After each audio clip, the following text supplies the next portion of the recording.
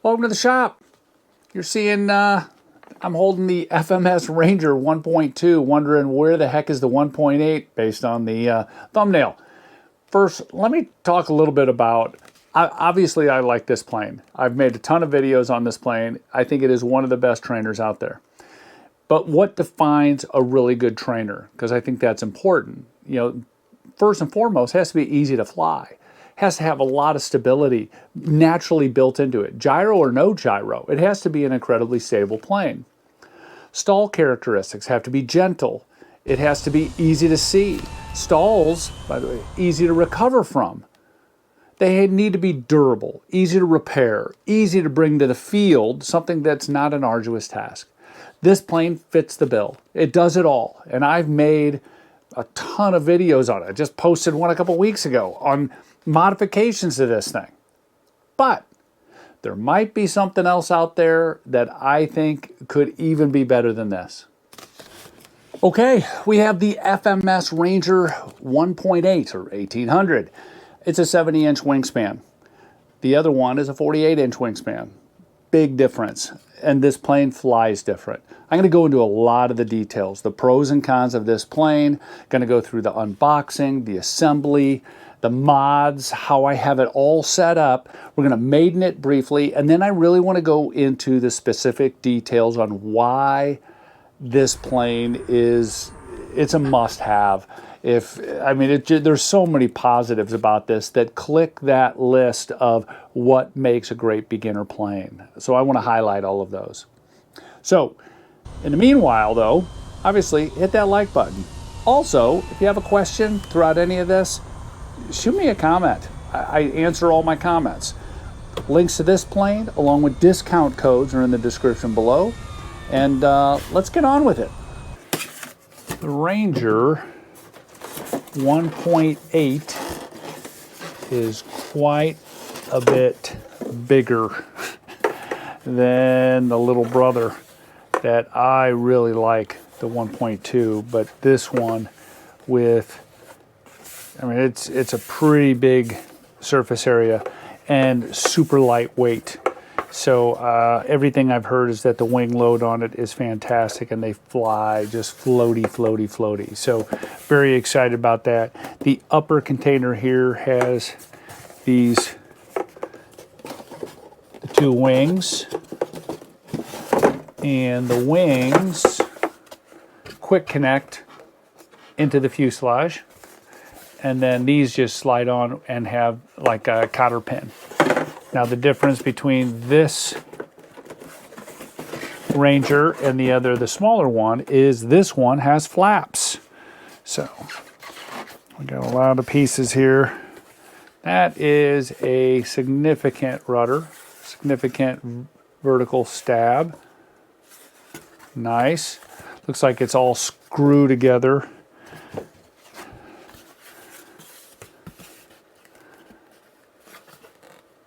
Ball lengths, foam hinges.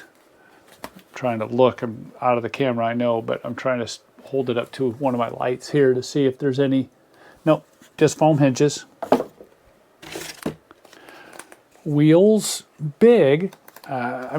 Tall grass, maybe not stole type of heavy grass, but obviously big enough to go off of most grasses. And the nose wheel isn't the spring, it is an oleo strut.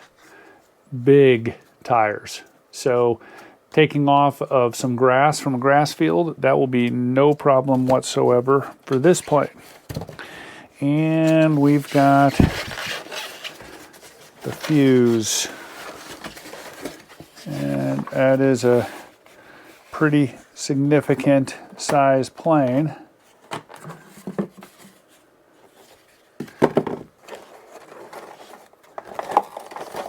A lot of stuff going on here with all the cables. It's kind of a rat's nest. Obviously, you know what I'm going to do. I'm going to tidy it all up and make it look pretty. Get the battery compartment and this area all cleaned up and make sure everything looks nice. And this should be a pretty simple assembly process. Doesn't look like there's really much to it. So we're going to go through that. Yeah, that's about all I can really show you without starting to put it together because it's so doggone big, doesn't fit on my bench. Anyway, I'll take you along the assembly. It looks like it's going to be a no-brainer and take just a matter of minutes. I'll take you through that process. Here's the bag O parts. So we got some long screws, prop nuts, things for, I'm sure, the nose wheel. You have one ball link. I'm sure that's for the elevator. A couple screws of different various sizes for landing gears. Some pins for the wing struts to attach. Things like that. All good. Big spinner. Okay. All right. We're going to assemble this thing. Going to install the landing gear. This whole plastic piece just clips on. I can see where longevity, not sure where that might be, but we're going to go with it. Anyway, then you get these little guys, these little clips, and they only go in one way. And they have a little bit of an angle to them. They pop in place, only go in one way, and then you've got a few 10mm screws that go in here. One there, there, there. One of these little power drivers, a wow stick. I don't know if I'm crazy about it. Doesn't have super power. Like these right here, I'd probably just have to torque them in. It's kind of cool. Or the rear landing gear is in. Nose wheel slides in place. Okay, but we need to, hard to see, I'll take some photos of it, but there's a, comes up through there. I'm going to install this piece on the strut. It's keyed, as you can see, and then this piece fits on the servo. So,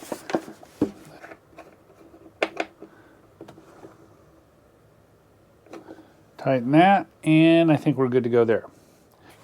This piece goes on like so. I have this taped so I didn't lose it. Make sure the polarity is correct. Yellow to yellow. It's on a catcher. Pull to make sure you won't have a problem. And then this has to slide in first. And then we have to put in some screws right there. And these are these long screws.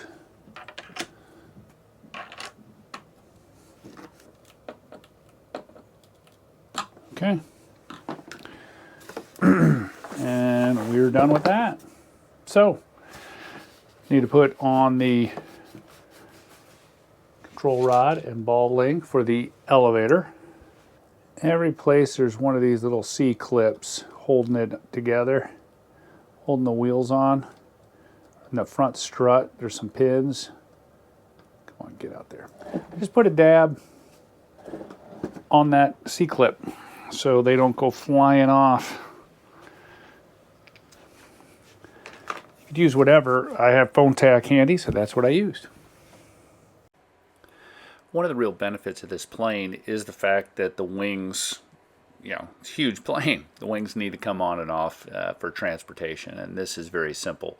Let me go through the process for you. So, you show up at the field. First thing you're going to do is pop open the front, and you'll notice I have the spar and a box of pieces. You're going to take that spar, shove that through the top section, and then start feeding on the wings, and at the same time, feeding on the strut. To attach the wings, I use these thumb screw, thingies that I bought on Amazon. There'll be a link in the description. And then use the included little pin for the strut. Install the battery, and you're ready to roll. The wires in this thing were a bird's nest. I had to clean it up. I've got a bit of an OCD issue with it. So zip ties, blender tape to attach things to walls just to keep everything out of the way and make things at least a little tidier. You're going to have a few parts for assembly at the field. I took this idea from Model Aviator. Adam suggested use one of these little containers, little Velcro, and attach it in there so it's frankly always there with you. You'll also notice I have the carbon fiber spar in the fuselage slid in there, and I use these little wire cable organizer things to keep it in place. Let's talk setup. For the most part, per manual, except a lot more throw. I like that. Added a bit more expo so it was nice and smooth for me. Center of gravity per book, I had around 83. It all pretty much was pretty simple to set up for the most part. Here's all the settings as far as the battery, AS3X Plus settings, flap settings, and so on. FMS Ranger 1800.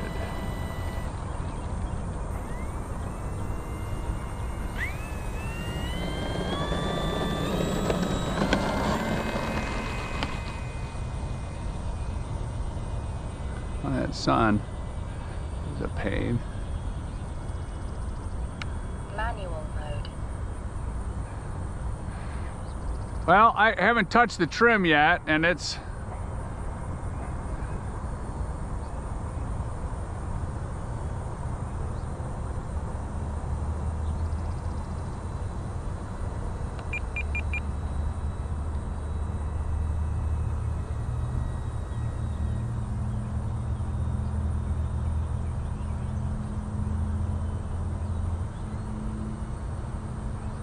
well, gave it a little down,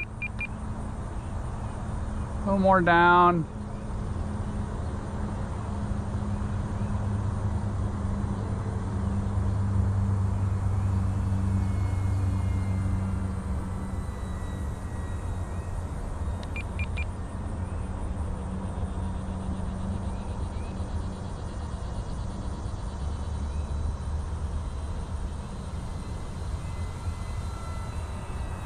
Alright, gonna flip it on AS3X here.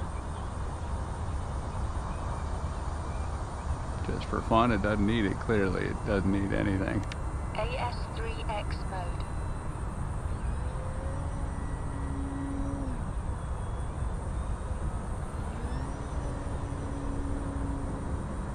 Plenty of power.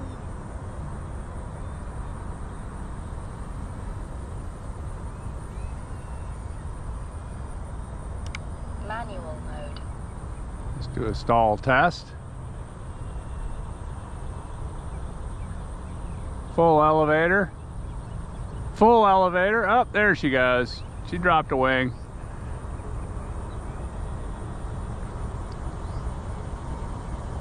Full speed pass.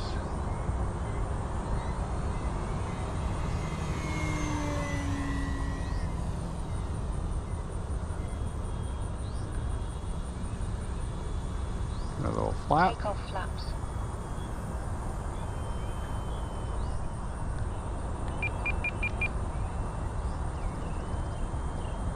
Making some adjustments to the flap mix.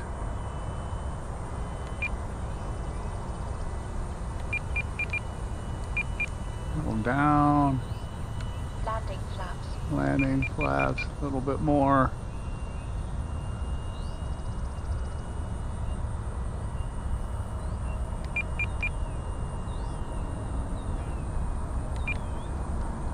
Okay.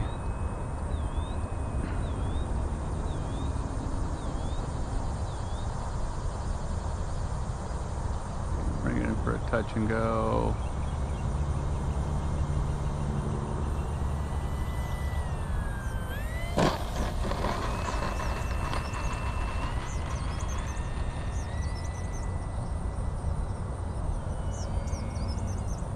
Flaps up.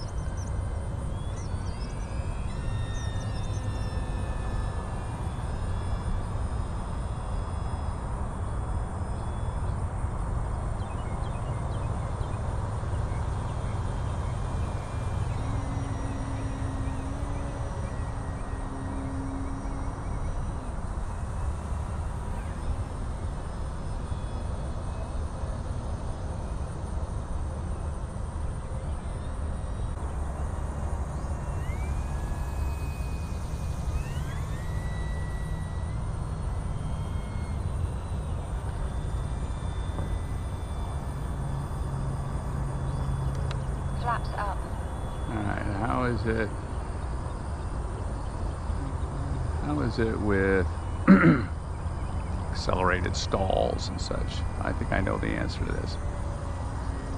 Doesn't care.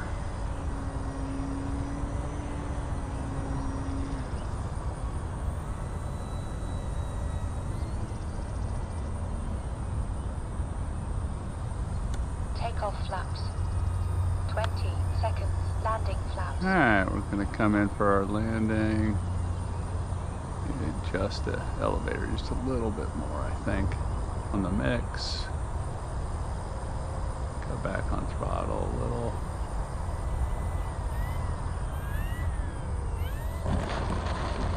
And lands pretty doggone easy.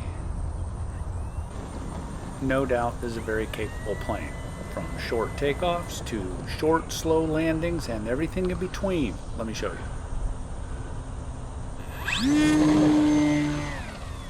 Short takeoff ain't a problem.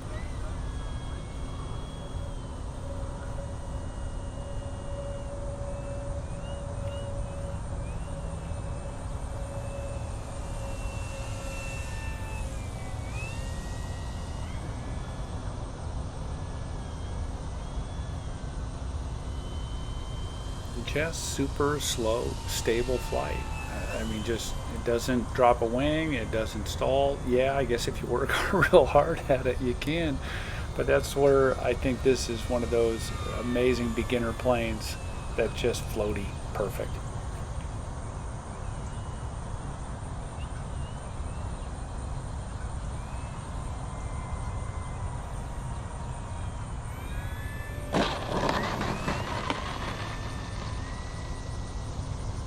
I bet I did, I don't know, dozens of just touch and goes, touch and goes, touch and goes on a 3300 battery, just because it was just fun. There's just something neat about going back and forth and touching down and then doing it again. Time remaining 5 minutes. Flaps up. Takeoff flaps. I'm going to take off. Okay. Oh, go ahead. Get up there high and you can see your little one. No. I'm gonna do some Harriers. Yeah. That's one thing. I'm sure this plane will do it. It has enough power and stable enough. It'd be kind of fun to play with. This plane has an incredibly light wing load. In fact, I think it's better than the Ranger 1.2. And that's what I found that was the most enjoyable with this plane, is flying slow, easy, doing touch and goes one after another to try to make each one smoother and more perfect. That is one of the most fun things with this plane.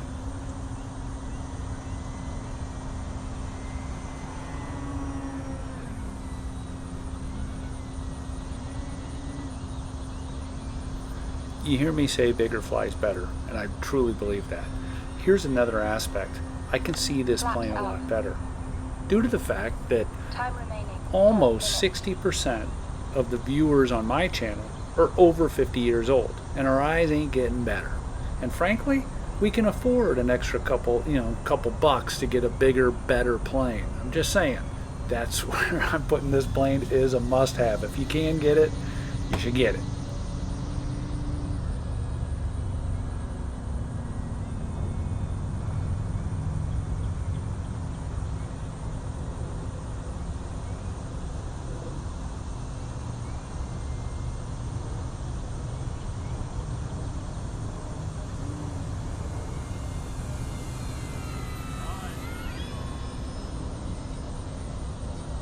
That's for you, Bob. I mentioned obviously this plane will fly slow, but as you can see, it can do all the aerobatic maneuvers that you would want from a high wing trainer kind of plane. Knife edge, outside loops, inside loops, Cuban 8s, inverted. It does it all, and it does it all very, very well. The power system is perfect for this thing. Let's go back to the shop and talk about the pros and cons. Okay, welcome back. Let's talk about a couple things. One is you clearly saw this plane performed incredible. I was really taken aback by how well it flew, but I shouldn't have been so surprised. Bigger flies better, and this is the epitome of that. Comparing this to the 1.2, it flew that much better. Now, let's talk about fit and finish, assembly and all. The plane, there were no issues at all on the assembly. Nothing that didn't fit correctly. The wires were a little messy. It doesn't have a reflex in it, but I love the look of it. It went together super simple. No downsides whatsoever on that. All right, so flight performance. As you saw in the video, I flew slow, I flew fast, I did all kinds of aerobatics, and this plane handled everything. There wasn't anything that this plane wasn't doing. I mean, inside loops, basically straight up Harrier. It was at full throttle the whole time, and it kind of just working that rudder and elevator to keeping things straight, but it would do it. So the power system configuration on this is great. I was flying it with 3300s, 3700 China line hobby batteries, but I bet I could throw a 4000, even a 5000. I might even test that just for the heck of it. Might throw the CG off a little bit, but I don't think the plane cares. This is, I think, and I had two of my buddies fly this at the field, and they all said the same thing. This is a winner. This is a super stable plane, perfect for beginners. I highly recommend, if you are wanting a beginner plane and you got $100 extra you want to throw into a larger plane and you like bigger planes, this is it. The wings come off, it travels easy, super simple. I just can't say enough about it. You are going to see a lot of my new beginner series type of videos coming out, and I'm going to use this plane for sure because I think so much of it. So stay tuned for that. If you're interested in this plane, there's a link in the description below, along with my discount codes to get a couple extra bucks off of it, along with all the links to all the pieces and parts that I use when I'm building, assembling, and setting up a plane. So if you have any questions, leave a comment. I really appreciate you watching. Have a super day. Take care.